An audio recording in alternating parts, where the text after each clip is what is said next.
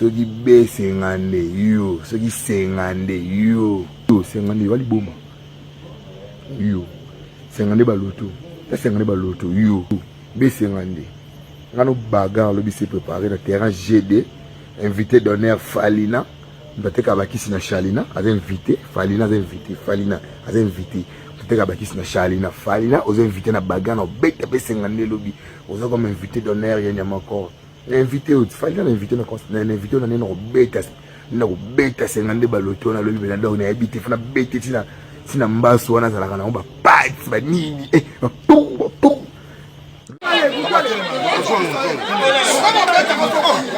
Cao.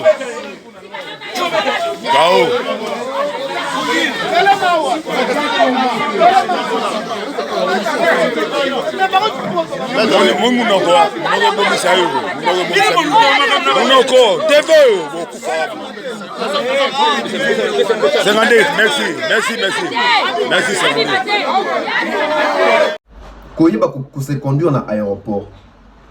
Moi, je condamne cet acte de violence côté AB52.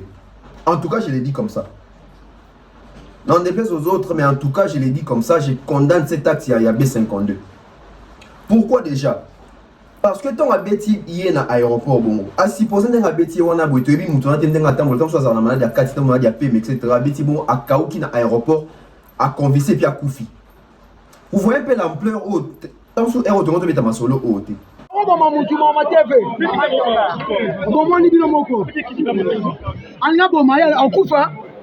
Il faut hôpital les arrêter. Biso taba ta kofi ba ba ta pani. Ah, c'est que batoto zo lukande bango. Na ta président ya bakine ana kitaka. Avec le conflit. Zena. Ana douleur. Ni mayo. Faut pas réanimer. Hôpital les Avec oh bato kofi biso to bango depuis to sabuna to luka bato kofi bazawa omoni ko biso to moni kaka to afali mais faut ça la maîtrise B50 ah Samuel oui Chacun continue à qui est dans le Congo tout au petit sakaye et le temps où réaction comme l'indéco qui a été où pour dire à Nyamakor que dosé, la maîtrise, on a B50. Non, qu'il y a B50, il faut avoir la maîtrise. Oui, il faut avoir la maîtrise. Si tout est sportif, il faut avoir la maîtrise. Mais tant qu'on déconne au fin, on déconne au sein Bitumba, il y a ça qui a se maîtriser. C'est ça le problème. Tel comportement bateau à Fali. Détrompez-vous, c'est comme ça. C'est comme ça. Ah, c'est qu'il fallait pas nous la même s'il fallait nous la rater.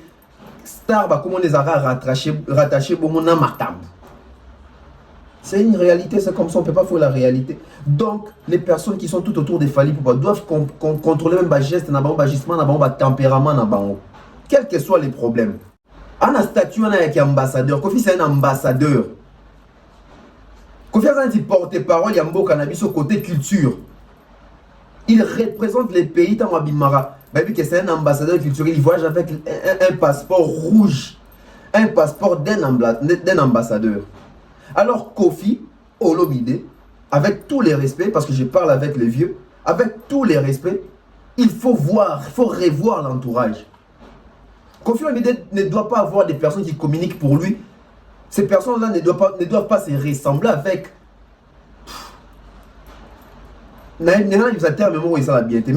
Kofi Olomide, il faut communiquer pour Kofi Olomide, il faut refléter quand même l'image qui va communiquer pour un ambassadeur. Oui, musique est habitumbate. En tout cas, musique est habitumbate. Musique est yemba, tout ça, tout le monde a exploit sur le terrain. Musique est habitumbate. Mais musique est comme un habitumba, ce qui est bitumba.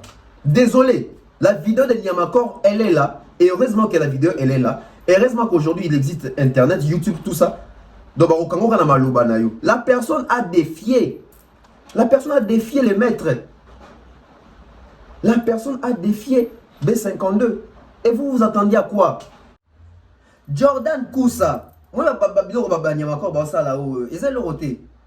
Jordan Kusa makambo sala azali makasi na munoko a makasi na maboko mabela nkolo pesi mbote sika zali Chris Kusala le bel homme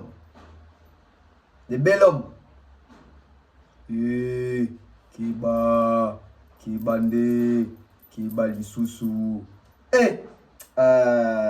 Kusala Jordan Kusa azalaki maître. Soki bino bato bozo kota quartier la tesika bota ba image ya Jordan Kusa akala. Boye ba ke Jordan Kusa azalaki maître. Jordan Kusa ebana ki na ba maître lu mwamba na ba maître Awazi etc. tout ça na ba maître Magouche je crois. Na ba bandana wanda les qui a des affaires. Jordan Kusa maître. Jordan Kusa chanteur na no penate. Jordan Kusa mutama kofi. C'est avec tristesse et désolation que nous allons débuter cette émission, mais cela ne nous empêche pas de vous saluer. Bonjour, bonsoir, je suis content, parce que ça dépend de l'heure à laquelle vous allez recevoir cette émission chez vous à la maison. Très grand plaisir de vous retrouver. Je suis très content de savoir que chaque jour vous êtes en train de vous abonner, de partager mes vidéos, de partager les liens de cette chaîne. Ça prouve à suffisance que vous portez cette chaîne à cœur. Alors Tonton Bev vous porte à cœur également. Je vous salue une fois de plus et je vous souhaite les meilleurs pour les restants de cette belle semaine que nous avons passée avec vous, que nous sommes en train de passer avec vous également. Alors, nous émettons depuis la ville-province de Kinshasa, précisément en République démocratique du Congo. Là où il fait beau, il fait chaud. Je dirais, il pleut beaucoup. Ouais, ces derniers temps, il pleut beaucoup. En tout cas, bon, nous sommes pendant la saison de pluie. Que faire? Parce que au Congo, après la pluie, ouf, ça laisse à désirer. En tout cas, là, il pleut déjà. Il pleut encore et toujours. Mais merci de nous faire confiance. À la présentation, Tonton Bev, le transfert le plus cher de la presse congolaise, l'international, 12e merveille, il motivé toute une génération. Monsieur Autotunes, RNFL, le cerveau penseur, Jimo de la vérité, l'intellectuel pratiquant. Moi, je ne suis pas au milieu du village, mais au-dessus du village. Alors, monsieur les grossistes, il est là.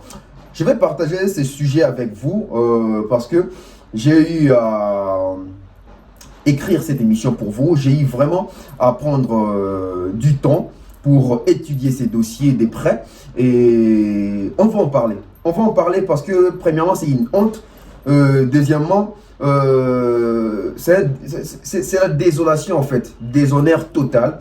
Mais moi je pense que les conséquences corrigent mieux que les conseils. Aujourd'hui on va essayer de parler de cette affaire entre nous les Congolais.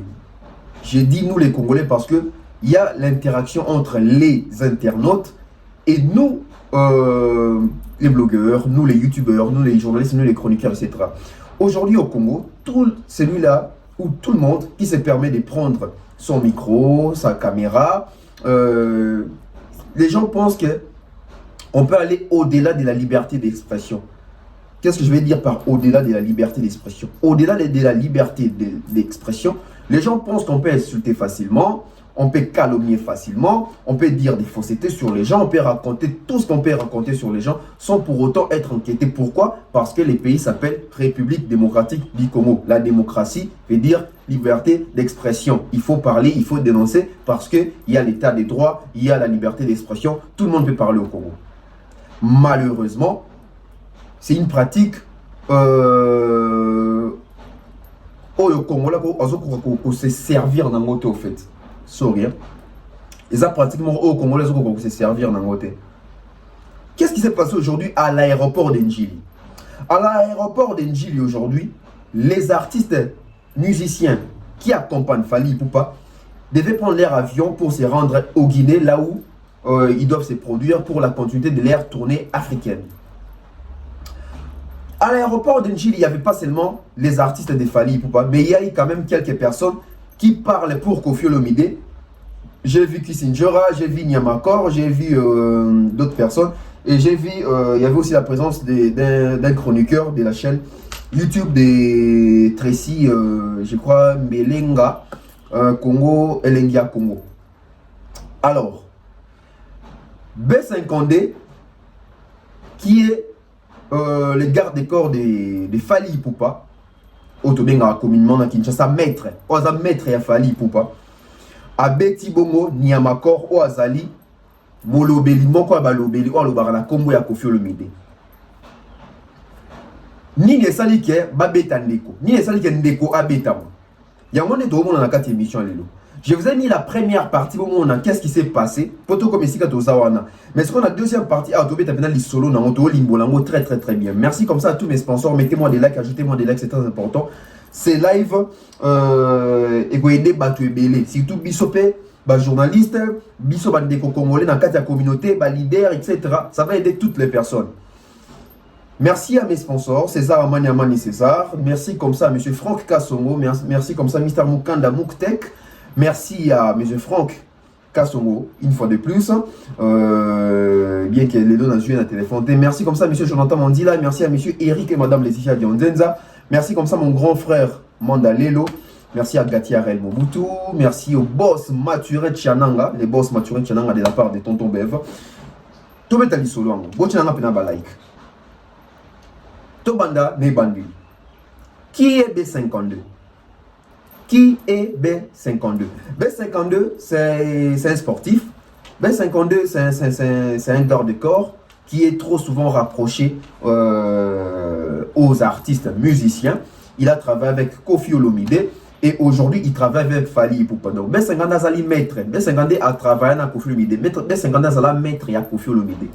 Série bah champion qui voit quand je crois bah Zimagola ouais Zimagola bah Zagé belé bah maître Pemben il y a Koffi Olomide. B52 a travaillé pour Koffi Olomide pendant bah année belé. B52 a Olomwa pour que je crois dans vent il y a droit je mets en Fally qui inde B52 a commis garde des corps il y a Fally Ipupa. Aujourd'hui Fally Ipupa voyage de soit Kendaka. Mais 3 ans à rater dans ma voyage, j'en ai à B52. B52 est vraiment la partie maîtresse de la sécurité. Il y a ma partie maîtresse de la sécurité. Il y a Fally pour pas assurer la sécurité à Fally pour pas. B52 Balondo. B52 Balondo c'est un sportif né dans le lobby. Sportif à Zamutama. Kasi basoira na pour la sécurité au cas où artiste a beaucoup d'attention na batumo boy. Bani basali mabe, tant sous bani basali mabe mais moi sécurité parce que mutunyo sur tout à repos na premier artiste, tout ça. Au monde a tout va mettre na bango chef au monde États-Unis dans la Rwanda donc mutu toi tambola mo mettre na mo boy à assurer sécurité naie. Je dis que sécurité za ranza même na ma Koffi pe il faut mo ba ndeko na biso ba ça sport. Donc B52 za la Rwanda pour sécuriser Fally Ipupa. Là c'est du côté B52. Qui est Nyamakor? Nyamakor déjà je ne dirais pas que c'est un chroniqueur. Non, c'est pas un chroniqueur. Nyamakor je dirais que c'est je crois que c'est un youtubeur.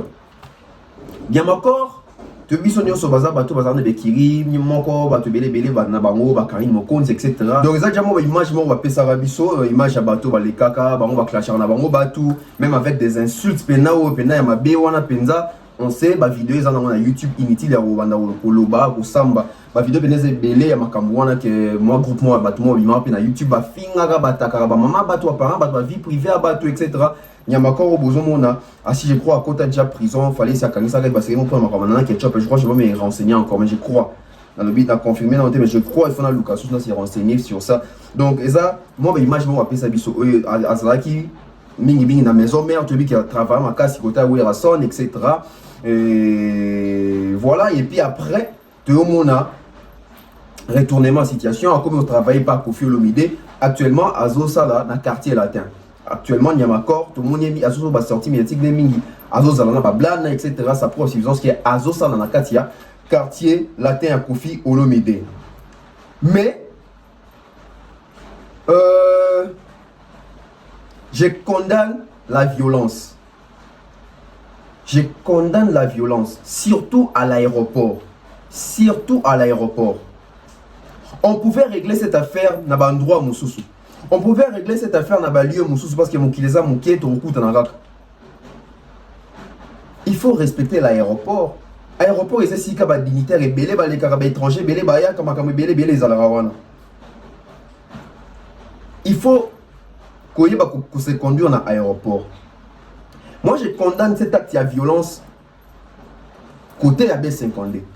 En tout cas, je l'ai dit comme ça. Non, déplaise aux autres, mais en tout cas, je l'ai dit comme ça, je condamne cet acte de AB52. Pourquoi déjà? parce que ton abeti yé na aéroport bongo a supposé ndenge abeti wana boy toyebi mutu na ndenge atambola comme ça na malade ya kati tam malade ya pm etc. abeti bon a kauki na aéroport a convicé puis a koufi. Vous voyez un peu l'ampleur haute tam sou aéroport to mettre ma solo haute na bacha tam sou non il fallait oui peut-être oui mais totalement likamuna anglais mususu so ça peut être B50 parce que B50 na maître sportif likofi ya B50 ça likofi ndenge morote na likofi ya Ken Piana. Likofi a B52 ans de monter, likofi a Bev. Likofi a B52 ans de monter, likofi a Kofi. Il y a évité de betara likofi. A supposer que la bête likofi n'y a encore à Kofi na aéroport. Tout le monde qui est monté à Kofi nan. Mais tout le monde qui a Kofi na aéroport. Vous savez combien Fali Kombo Dengue Balisous? Vous savez combien est retrouvé à l'histoire Moussous?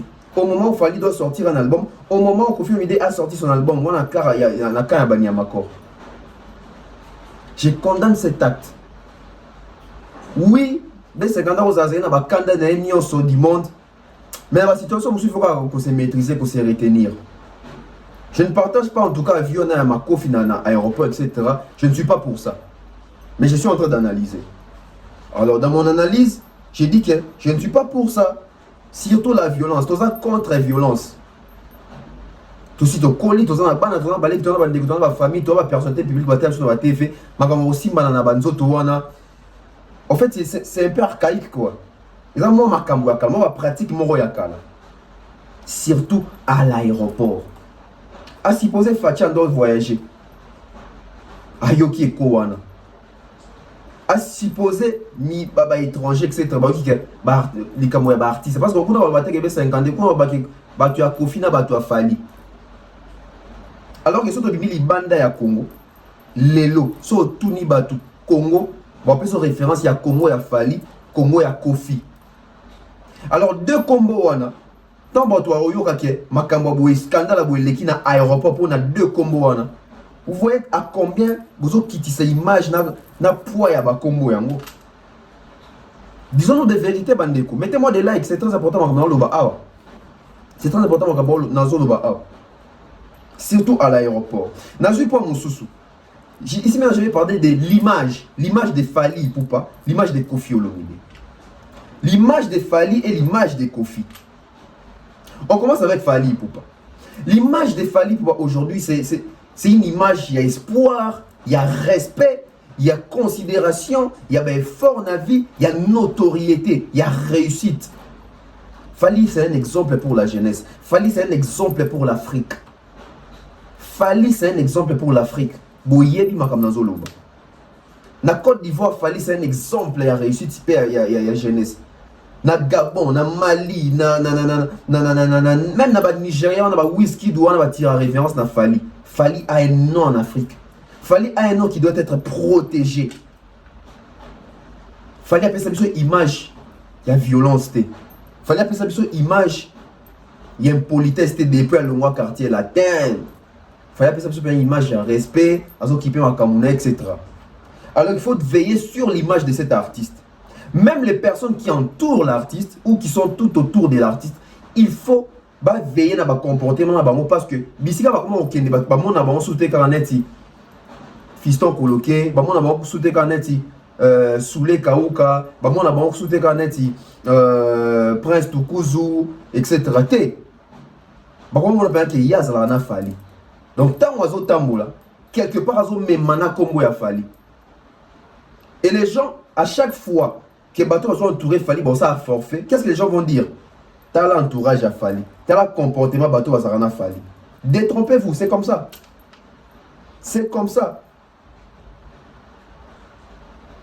Soit mon lit, mouton, Fali, ah, c'est qu'il Fali parle de même si Fali nous l'a raté, Star, comment les a rattachés, bon, mon amakam. C'est une réalité, c'est comme ça, on ne peut pas faire la réalité. Donc, les personnes qui sont tout autour des Fali doivent contrôler même les gestes, les tempéraments, quels que soient les problèmes. Quels que soient les problèmes. Même que David, mais je suis en train de dire une vérité qui doit sauver l'image de l'artiste, qui doit sauver l'entourage, l'image de l'entourage de nos artistes. Bon, mettre en aéroport, mettre un Robignoté. Maître héritier, maître ya Fali. B50 balondo. Atakanda yango, il faut savoir quelquefois qu'on s'est maîtrisé. Maintenant, on s'est rappelé, il faut toujours capter vraie version. Qu'est-ce qui s'est passé réellement à l'aéroport? Parce qu'apparemment, on a filmé à moins retard. Et qu'est-ce qui nous dit que B50 pas PK a Betty Nyamakor? Bateau à ça, qui va témoigner. Mais, on a un côté à Fali. Koffi Olomide doit également veiller sur son image. Moi, je ne comprends pas. Koffi Olomide aujourd'hui, il a un statut qui doit protéger. Koffi Olomide, il a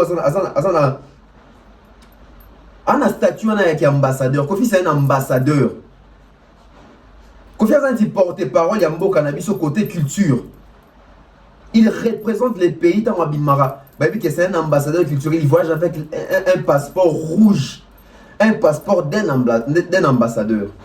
Alors Koffi Olomide, avec tous les respects, parce que je parle avec les vieux, avec tous les respects, il faut revoir l'entourage. Koffi Olomide ne doit pas avoir des personnes qui communiquent pour lui. Ces personnes-là ne doivent pas se ressembler avec. Mais Koffi Olomide, il faut communiquer pour Koffi Olomide, il faut refléter quand même l'image qui va communiquer pour un ambassadeur. Vraiment. Gibbs, c'est un ambassadeur. Dajo, c'est un ambassadeur. Bota la même bateau parce que la page n'a pas sous on t'aime bajira. Mais bota la bateau même bajira la page n'a pas on délit ba communiquer dans la page wana. Donc quelque part bazo mi tient un statut moi que Moutunabi sont toujours accompagnés eux. C'est une grosse star, c'est un ambassadeur, c'est un leader, Adrenara Foul, à sa image, à sa exemple. Alors biso photo biso est contrôlé, poto bisa image n'a été. La personne qui va détruire l'image de Koffi Olomide, si on ne fait pas attention, c'est Koffi Olomide. Pourquoi? Si Koffi Olomide a arrivé à saigner entourage naï, entourage naï et entaché comme on a été. Mais ce qui est entourage, tout un sillage à Koffi Olomide, bateau à Zawana. Baosa la makamuma ya mabe, réputation baosa qui est mabe. Bateau ba mona bateau ba mona Koffi o azwa bango pembeni naï. À un moment, il faut commencer à dire des vérités à nos artistes. Tout ce qui est makamwana il y a Jalelo, il y a Bangaka artiste té. Parce que biso, tout ça biso net ngana za chroniqueur, mais baleki, tant so ba cousin, baleki, bana, bandeko, bando batala so tant so na venir il y a un journaliste mais tant so baleki un bangonde tant mususu kuté. Bangonde ba ozala ba artiste ya lobby. Alors so ba moni biso ba chroniqueur ya lelo. Tu peux déjà un conseil à bien pour l'artiste à l'élo. Bango et puis ça va courage, va ça la moussa, va Koffi, va ça la l'élo. Donc, ba Koffi, ba Fali, ba Ferry, ba Ouasseko, ba tout. Ils doivent tenir compte, il y a jeunesse au état la Bango. Parce que va copier Bango en tout et pour tout, partout. Ba copier Bango en tout, pour tout et partout. Koffi Olomide est ambassadeur. Koffi Olomide aux ambassadeurs, il n'y a pas de tout pembeni na yo. Moi, à chaque fois, on a un Nyamakor, on a Koffi. Donc, il représente Koffi, il vient parler au nom de Koffi. C'est une honte. Désolé de le dire comme ça, désolé de dire cette vérité brute, mais c'est une honte. Moi, en tant que fanatique de Koffi Olomide, en tant que fanatique, il y a l'album logo là-bas, il fracata, attentat, l'album logo là-bas, monde arabe, danger des morts. Franchement, et ça, quartier la terre, oh, on a baraté. Bisso, quartier la terre, na Bisso, oh, Bisso, tu vas faire na Koffi, parce que moi je l'ai dit, on a fait na Koffi, on a fait na Fali, on a fait na Wera, parce que Wenge, tant les Arabes, Balinga, Zara, Wenge, Pena, Wenge, Man, ya Wera. Na Lobarango. Et na Wenge, na Bisso, Wera. So, on a fait na Wera, il y a déjà qui a fait na JDT, na fait na Ferry, donc voilà Wenge na Bisso, Bisso, tu es Massola, Wenge na Bisso. Bisso, quand tu as un peu de va faire la quartier la terre. Bisso, quartier la tête, tu es en la deuxième position. Bisso, Pena, ils arrivent Pena qui est Wenge. Après, tu dois rappeler l'issue Pena pas confirmé parce qu'on sentait des chansons, ils arrivent à niveau, il y a mastering, il y a mixage, qu'on fait à mémoire d'un niveau, il y a Nzemu. Mais aujourd'hui, voir toute cette institution, on est à Koffi Olomide, toute cette institution, on a quartier latin, Nyamakor les graphines à Batu. Pas qu'au chrétien, mais qu'au finga, oh, Moutouana, c'est impuissant, on a balala qui n'a si. C'est quoi ça? Et un ambassadeur, il y a rang à Koffi Olomide, il va dire qu'il n'est pas au courant, mais désolé. Moi, je vois dans la famille des Kofi Olomide, il y a certaines personnes, dans ma page, on va publier à Biloro, on va Oloba. Où allons-nous? Où allons-nous? Les artistes, nos artistes doivent veiller à l'image de Bango. Ils doivent veiller à l'image de Bango. Kofi Olomide, Fali Poupa, comme vous allez Makasi. Il faut éviter la tâche. Kofi Olomide, aux légendes, aux légendes, mais bateau à permis de wana papa. Et ça dignité va l'obéir la yo. Hein? Tout ça va être bien qui chroniqueur te bien va l'obéir pour na Kofi. Ah, ou bien estime ni pena va doit en permis na Kofi les sous. Ça va bien va l'obéir pour na Kofi. Donc bef pena porter par la Kofi ou soit Mumbai porter par la Kofi na rocha suna. On s'en dit que moi bagage, moi expression bien, moi respect na ba langage etc. Recrutement au sein de la mondaine, sélection au sein de la mondaine. Quelles sont les conditions pour avoir des nouvelles recrues? Les critères de sélection, ils sont ranimi. Ils sont ranimi. J'ai condamné B52. Naza contre B52. Tant on a tali vidéo wana, batindelinga, babitala B52 nenga beti mutu na aéroport. Mutu ya quartier latin. J'étais très déçu. Ah! Comment B52 je suis contre. Mais j'ai cherché à voir ou à savoir pourquoi B52 a réagi. C'est là où maintenant viennent les vrais problèmes. Mettez-moi des likes. Ah, si on a des problèmes, c'est qu'il y a bien péné bandit. Réflexion à ma casse, il y a solo ce qu'il bandit. Mission ce qu'il bandit. Dans la monnaie vidéo, j'ai réagi comme tout le monde. J'ai été choqué, j'ai été contre la violence, etc.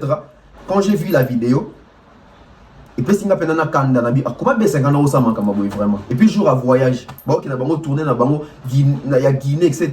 Fali qui n'a pas équipe mobimba. Pourquoi ça manque? Est-ce que c'était important? Et j'ai cherché à savoir. Comme une personne intelligente, comme un intellectuel qui met en pratique son intelligence, j'ai cherché à mettre en pratique mon intelligence. J'ai commencé à fouiner. Pourquoi B52 a réagi ainsi? Pourquoi B52 a frappé Niamakor? Je suis tombé sur cette vidéo. On suit la vidéo ensemble, on revient. Ceux qui baissent yo, ceux qui sengande yo, sengande wali boma. Yo, sengande baloto, ça sengande baloto yo, besengande. Ngano bagarre le s'est préparé le terrain GD, invité d'honneur Falina, peut-être qu'Abakis na Chalina, a invité Falina, a invité Falina, a invité peut-être qu'Abakis na Chalina, Falina, aux invités na bagarre na bête besengande lobby, aux comme invité d'honneur il y a encore. L'invité au fallait l'invité na l'invité na no beta sengande baloto na lobi na donc na habité fana beta sina mbaso wana zalaka na ba pat ba nini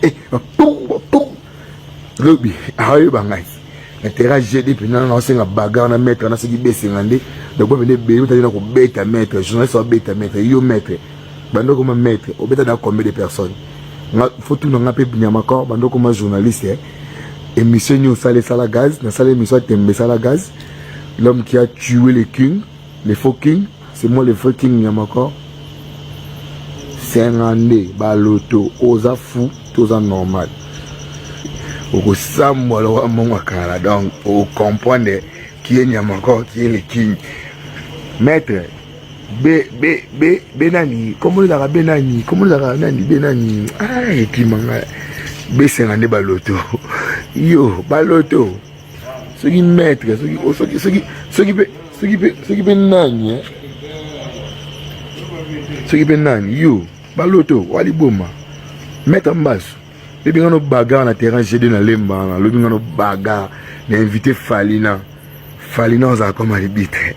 Nene bongo tali bumu ko na ponda mai na fa masanga mama bino. Apo bien ngi maître. Pour na li beni na tolo. Ngano beta out. Le bien no bagarre, c'est ngande baloto yo. C'est ngande baloto yo. Ali boma. Oh mongol. C'est ngande. Cao.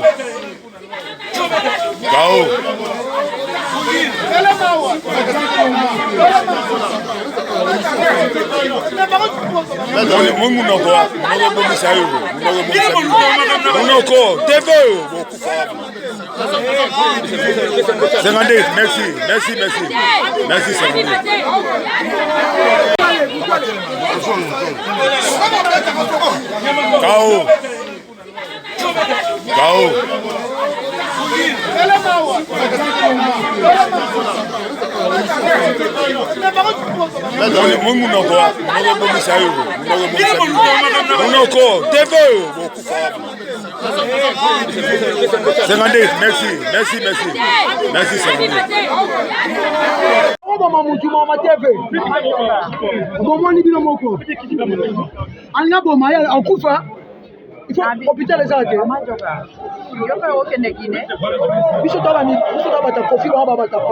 Ah, c'est que batoto zo lukande bango. Na za président ya bakine ana kitasa. J'ai compris. Zena. Ana douleur. Ni mayo. Abeti oh bato kofi biso oluka bango depuis toza kuna tooluka bato kofi baza wati omoni po biso tomoni kaka to afali faut ça la maîtrise B52 ah okoboma mutu mama tv omoni bino moko anga boma ya akufa il faut hôpital les arrêter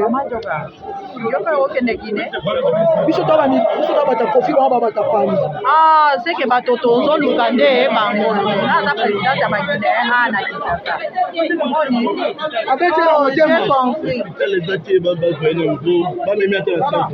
Zena. Ana douleur. Ni mayo. Abeti oh bato kofi biso oluka bango depuis toza kuna tooluka bato kofi baza wati omoni po biso tomoni kaka to afali faut ça la maîtrise B52 ah okoboma mutu mama tv omoni bino moko anga boma ya akufa il faut hôpital les arrêter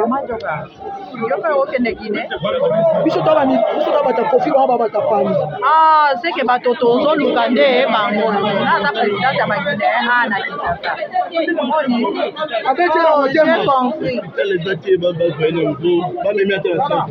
Zena. Ana douleur. Ni mayo. Abeti oh bato kofi biso oluka bango depuis toza kuna tooluka bato kofi baza wati omoni po biso tomoni kaka to afali faut ça la maîtrise B52 ah voilà.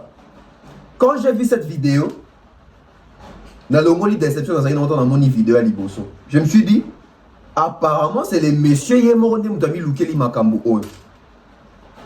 Apparemment, écoutez, donc c'est les messieurs, parce que la personne qui parle dans la vidéo, c'est Niamakor. Et pour qui langage nae, pour qui expression nae, pour qui ndenge niazoloba. Yemorone Tasengi Bitumana B52. Oba bunda terrain, j'ai des terrains, j'ai des armes à Lemba terminus. Dans mon Lemba, na vanda wa côté, j'ai habité Lemba pendant. Donc moi je suis né, grandi à Lemba. Je suis né, grandi à Lemba. Parce qu'au terminus, j'ai fait 12 ans à terminus. Donc dans les terrains, j'ai des kitos qu'on a mis à match, on a Topola, Togania, etc. Tu mets à match à terrain, voilà. Tout ça là, puis à sport, on a terrain, voilà. À l'époque, on a 2003, 2004, 2005. On a enfant dans l'avenue Kibali. Bateau avant dans Lemba terminus, il y avait l'avenue Kibali, il y avait Rombo Tunani, l'avenue Kibali, et puis il y avait l'avenue Kama, il y avait l'avenue Kigira, il y avait l'avenue Kitongo. Des Kitongo, c'est à côté de nous. Il y avait l'avenue Elila. Il y avait l'avenue l'avenue Ebola, bon voilà, bref. Donc, au moment on a que la vidéo, c'est les messieurs à Sengi Bitumba, B50, la Robert Tayo, et pour la première fois on a que journaliste à Betty maître depuis comment maître Betanani. Ma propos est beau. Bandeko, caméra aux lengi. So que mon caméraman azala si mazo filmer au moins bato ba telemi wana ozo moins bato na tout donc bazo bete dans ma boko. Mais t'as la jour ba ko beto na aéroport, tu t'es retrouvé seul. bato va sepelaka wana ou va kumisaka wana bien kende na ye bongo. Ils n'ont pas été avec toi. Mingi kutu na mito ba seka yo. Monde mokili ezala. Tant ozo lobozo finga bato etc. Bien bato ozo bete no maboko. Tant on mona bato ba ba like bato ba ouais on sali bien yo pena monoko Gillette. Tu te dis waouh. Na lo ba bien. Jo ba rozoyo ndeko na ngande ba ozo zo ndeko na biso. Parce que il faut to banga makambo. Nyama comme dans zone babozo ba teka zone ba na B52. Muto sa la sécurité a Koffi Olomide pendant autant d'années. Je crois que ça là ba na bisouté mais je crois à ça attend peut-être plus de 10 ans à Koffi Olomide. Combien de bitumba B52 bunda pour protéger Koffi? Combien de sécurité B52 ça là pour sécuriser Koffi Olomide? Imaginez-vous depuis Toyeba Koffi Olomide à moins que n'aille ba li soloté mais depuis Toyeba Koffi Olomide notre okate ke o ba menacer Koffi ba beti Koffi. Pourquoi? Parce que ça n'a pas de sécurité, pas ça sécurité naïe. Depuis B50 comment on a fallu tout le monde a noté ba ici so que fallu ba beti et pour B50 bazala ki wana to bazala ki té. Ça prend suffisance que Joe wana bi musala naïe et puis ba mettre on ba servir à Koffi, on va servir à fer etc. Ba mon so ba mettre na ba yeba ba mettre ba JB etc. États-Unis coûte na B50 ba yebani B50 monsieur ba mettre ba tikala pa Koffi bazala ka ba yebani. Ok, on l'a qu'à mettre bitumba. On va faire mettre ba pattes, etc. Les amis, les frères, na minute to ba bwende ko na to éviter douleur bien ça on to éviter ba bêtier ni. Parce que maître sera bêti muto sentir différence entre maître na collègue do bunda chaque jour. Ngana j'étais en je crois première secondaire. Na bunda ma stanga mo bo bêta na fort. La personne qui m'a dit que Jojo ML à Azana, je crois en France. Bétanga fort. À l'époque, moi, il y a pratiqué sport, on a pratiqué le sport. Bétanga fort. Le même mois, pour ces gars, il y a une carte, sur Bato Beto Sika, au commun au Bakanda, on a maître. Dans les cas, on a tout le monde mettre moi au Boubandeko. Frappe au maître, on a Bétangaï. Moi, je suis un collègue, je suis un douleur. Mais mettre un bétang, on a douleur 2 semaines. Et comme anecdote, c'est le même maître d'entraînement. Au monde, avec un master, il y a eu plein de dojo, tout ça, petit, la PC moto en Angola. Maître Spirit, la PC moto. Vous voyez, maître Bassara n'est black.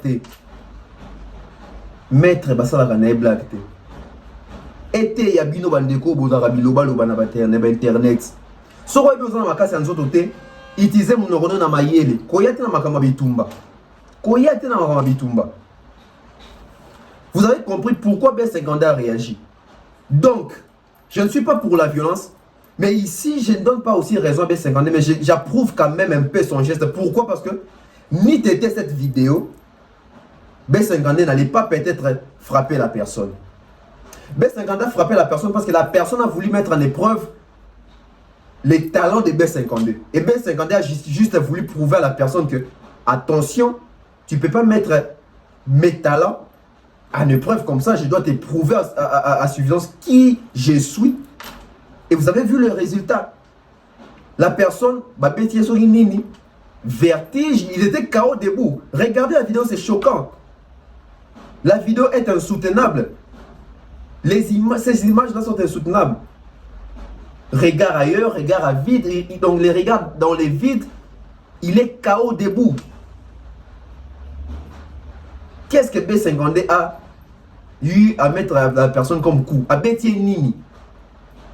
Regardez ces images. Vous sentez vraiment que la personne qui a télémiwana, la personne ne sait même plus là où elle est. Elle est perdue. Elle est perdue.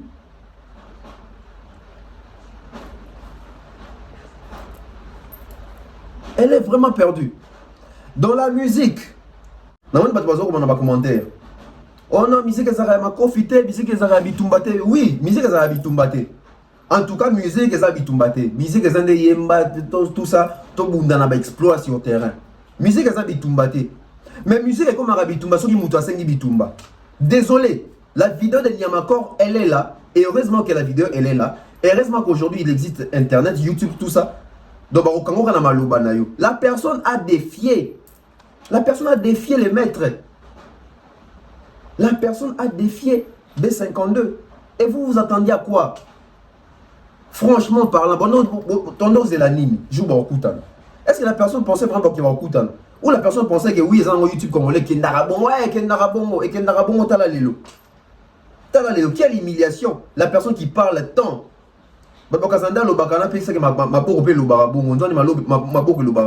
Regardez maintenant la suite. Bien que je suis choqué, il y a un moment qui ndeko abimi na ndako na lati bilamba ki babetier sans raison te babetier parce que ndeko ça ma vidéo ya ko finga be 50 ya ko loba makambo loba ki na boki vidéo bino nyoso to loba nini. Et c'est pas seulement be 50 ba ataboué Denis Lessi ouais raso afinga même Koffi Olomide avant côté na zo ka vidéo wana afinga Koffi Olomide bande ko na so comme si Koffi na gagne peine à bino bando ça la bino boy. Bandosa la bino boy parce que ne pensez pas ndebo finga kana bato ba encourager la bino un jour ba okanga bino bato na ba bimi na ba réseaux sociaux ba bimi na ba yo côté la bino. Là tu t'es retrouvé seul mon frère. Tu t'es retrouvé seul. Tu t'es retrouvé seul. Et to yebi ta beti onini ba musuba ba o abeti bien te fa beti bien. Ah bandeko. Bonga ça les ni frère. Non.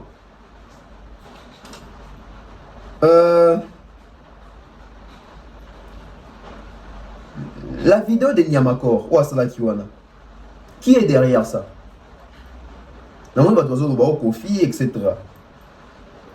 Il faut savoir une chose.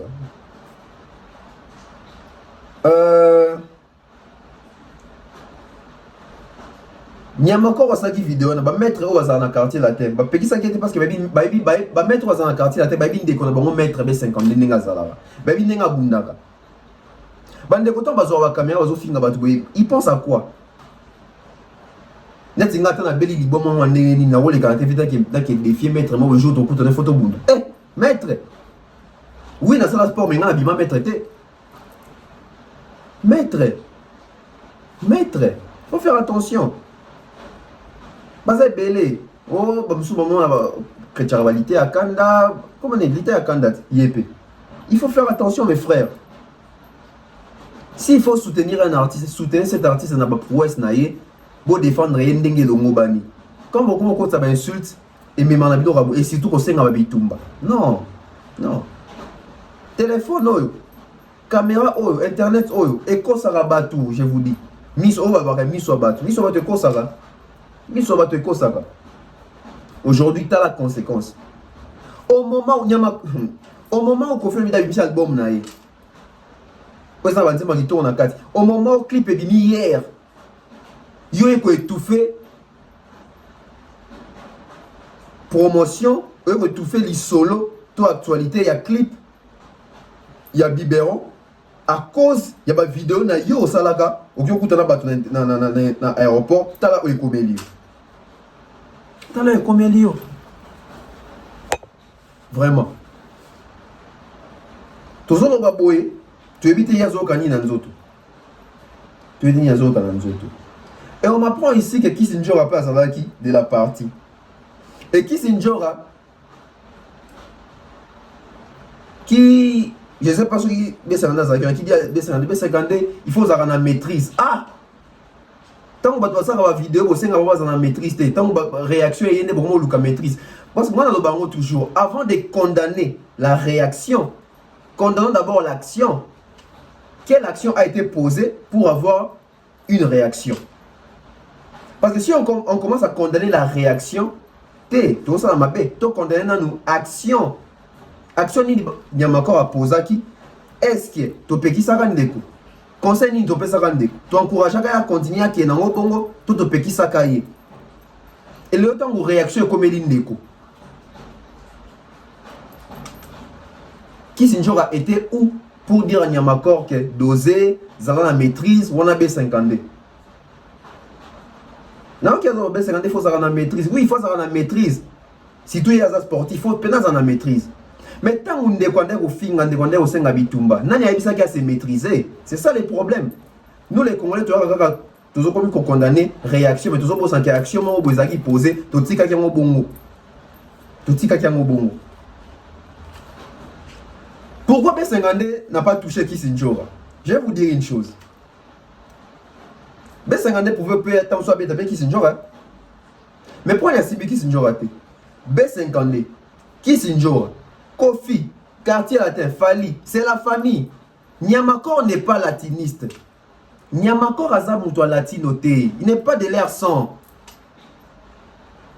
Au moins, il dit comment il y a qui n'a fallu, mais fallait le bélo roté. Fallait roter la famille. Tous en a famille, etc. Tous en a voyage, on a vécu ensemble. Bateau baye sima, attention. Bateau boye sima, attention. Nan beaucoup mina adan ya ba latiniste te. Nan beaucoup mi ba latiniste te. Voilà ce qui s'est passé. Kisinjora Christine. De quoi Falia, de quoi Babia, Latino, Quartier Latin. Elle a été pour beaucoup dans la promotion à droit chemin, n'oublions pas. Moi, la fin de tous avoués, je me souviens que à fin de bon, il y a un occupé pour tout passer quand même à bon moment et puis bon respect etc. Mais ça, vous me souvenez il y a un cas Sima. Au terme oh. Comment est-ce que vous balanga boitou a hebinga te to sola te to wele lo te na sala lo te ok nanga bande mobo. Je vous dis ici. Omoni so ezayi Kisinjora mtasaki vidéo à 5 B52 bitumba. Et que va coûter à l'aéroport bongo B52 nga sala lo te. Pourquoi ba yebani? C'est la famille.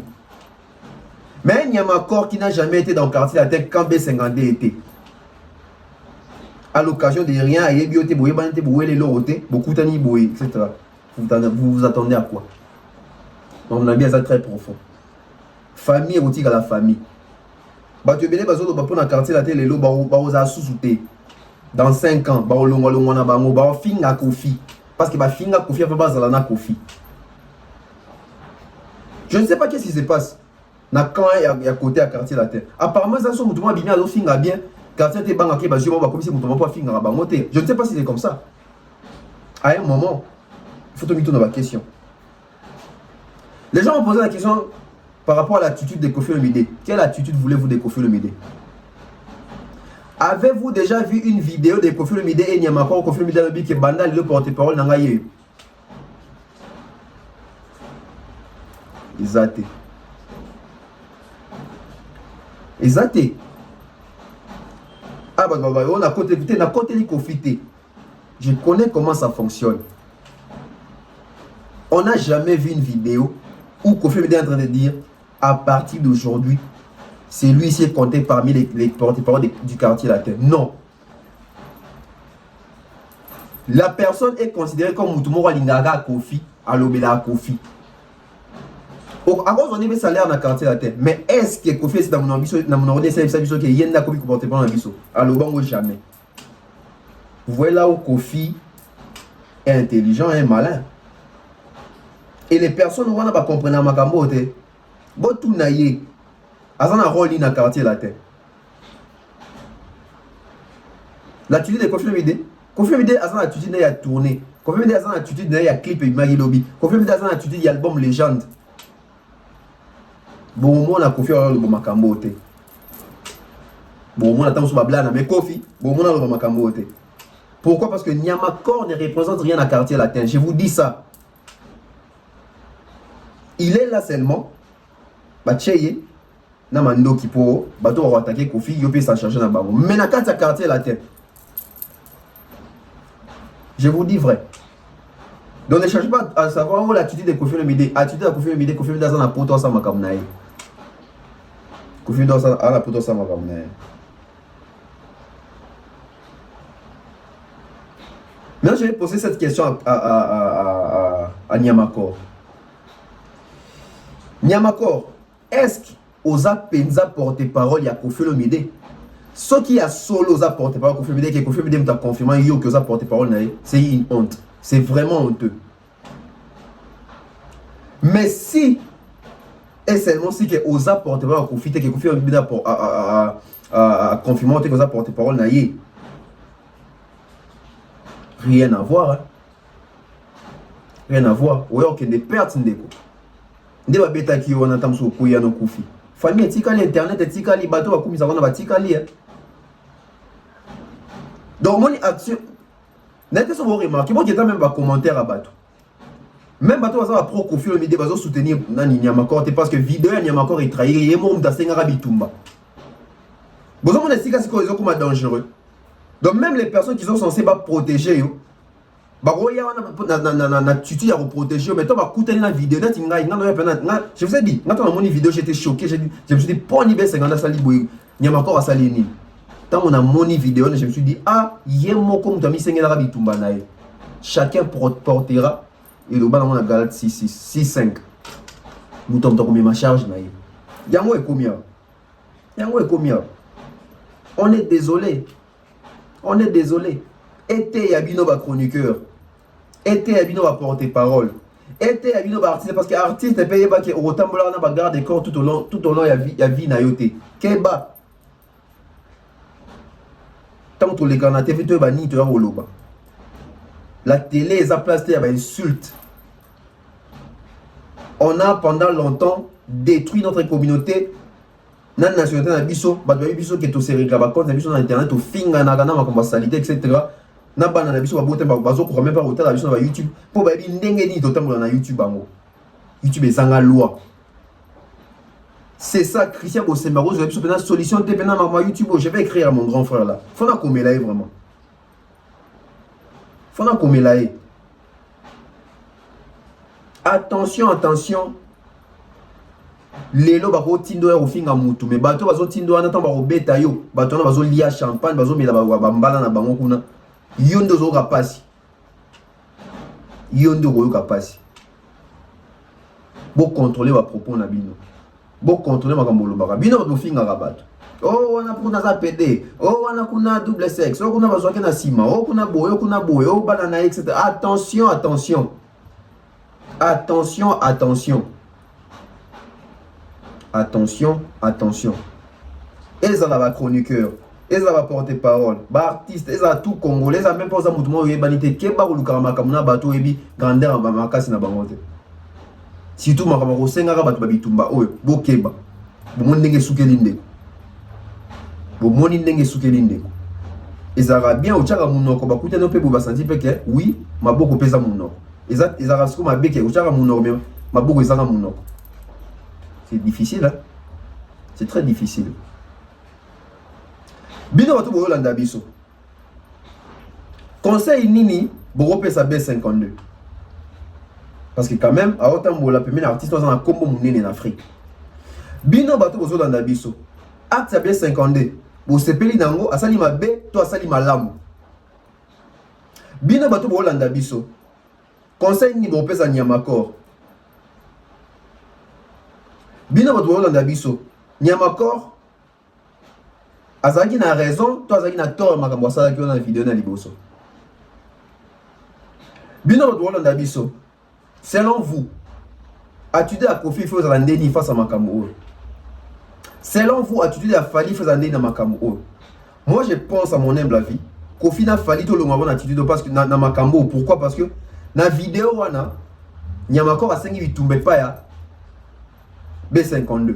Donc yemo wa ke luka makambo na ye. Yemo wa ke luka makambo na ye.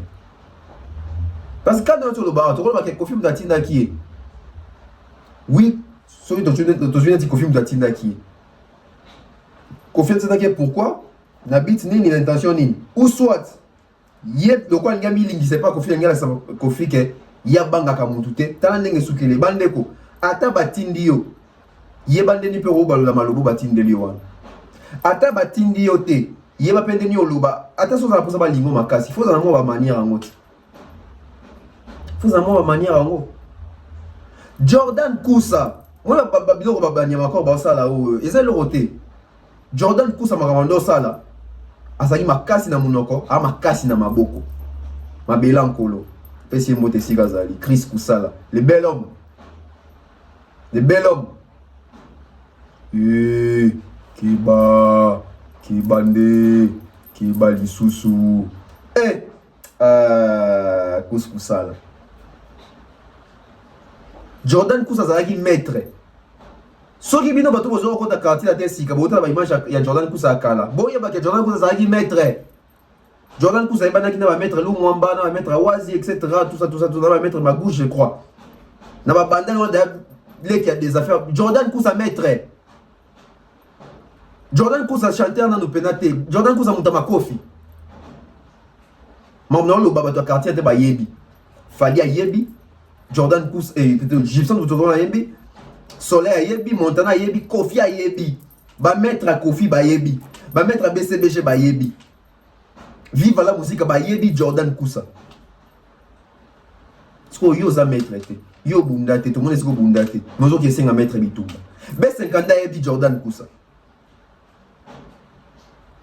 Jordan Kusa quand il faisait ça, c'est parce que il était fort ou bien il est fort. C'est un maître le monsieur. C'est un sportif confirmé, Jordan Kusa. Avant d'être chanteur, il était d'abord sportif.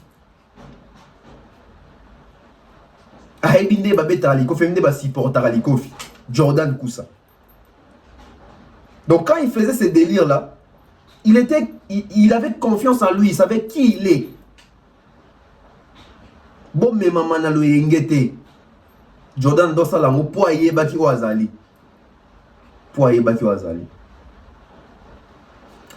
Merci Nabino Nyoso. Vous pouvez savoir un conseil. Selon Bino. Bougez à ton déni. Qui sont pour cet acte? Manifestez-vous dans vos commentaires. Qui sont contre? Manifestez-vous. Vous êtes pour pourquoi? Vous êtes contre pourquoi?